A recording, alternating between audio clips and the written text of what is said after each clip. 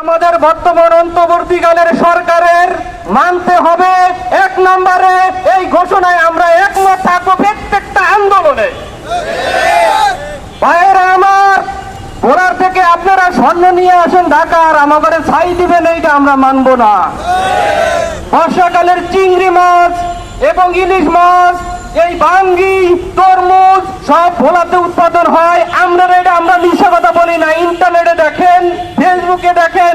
ভোলাবাসী যদি এটা না করতো তাহলে ঢাকা শহরের মানুষ বাঙ্গি, তরমুজ, তরতাজা মাছ খাইতে পারতো না। আপনারা আমাদেরটা খায়া আমাদেরকে দিবেন ছাই, এটা আমরা মানবো না। ভোলাবাসী ভীতু নয়। এতদিন যা বুঝাইছেন বুঝছি, এখন আর মানবো না। আমাদের এই দাবি মানতে হবে 100%। ভাইয়েরা আমার, এখানে যারা মিডিয়া এখন আছেন, আপনাদের কাছে সবচেয়ে বেশি অনুরোধ করতেছি, আমাদের আজকের এই সংগ্রাম, যেই আন্দোলন, আমাদের যেই দাবি, এই দাবিগুলো প্রত্যেকটা ভাইয়ের বক্তব্যগুলো যেন আপনারা মিডিয়ায় তুলতে ধরতে পারেন। ভাই, ভোলাবাসীর গ্যাস প্রত্যেকটা ঘরে ঘরে দিতে হবে। আমরা তো বাইরে দিতে নিষেধ করি না, আমাদের গ্যাস আগে আমাদেরকে দেন, তারপর বাইরে বিক্রি করেন। তারপরে আমরা যেই আপনাদেরকে ফসল দিতেছি, সেটা তো আমরা আগে আপনাদেরকে ফসল দিতেছি, তারপরে আমরা নিয়ে যাই।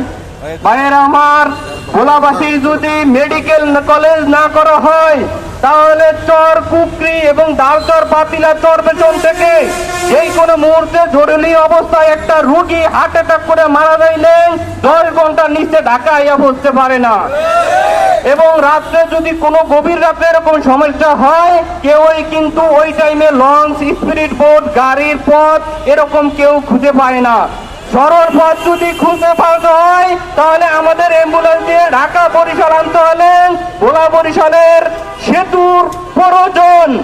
আমাদের এই 3টা দাবি মানতে হবে। যদি না মানেন, আমরা প্রত্যেকটা আন্দোলনে ঢাকার শহর, তা আপনারা জানেন, বাংলাদেশের যত কেন্দ্রীয় নেতারা আছেন সব কিন্তু ভোলা জেলার ভালো ভালো নেতা আছেন। আপনাদেরকে জানিয়ে দেই, আপনারা প্রত্যেকটা বক্তব্যতে এই দাবি তুলে ধরবেন, এইটা ছাড়া আমরা মানবো না। আমাদের সম্পদ আমাদেরকে আগে দিন, তারপর আপনারা নেন।